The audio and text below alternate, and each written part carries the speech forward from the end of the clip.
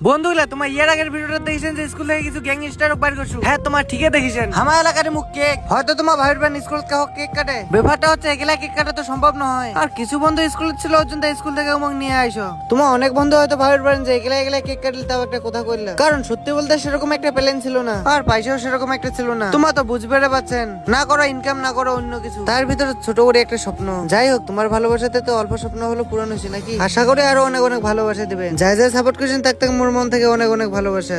অনেক বড় বড় ইউটিউবারেরটা হয়তো 30,000 ফলোয়ার অনেক কম ওভার পায়। সত্যি বলতে বিশ্বাস করে এটার মোটে অনেক বেশি। তারপরে কেক টেক কাটিয়া বন্ধুগুলা খোয়া দিবার দোষু আর কি।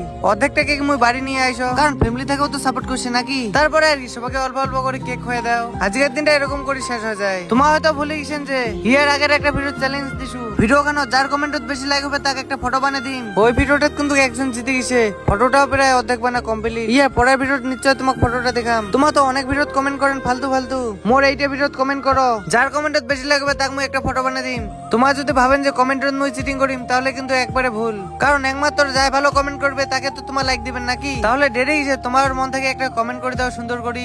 তো বন্ধুগুলা সবাইকে টাটা।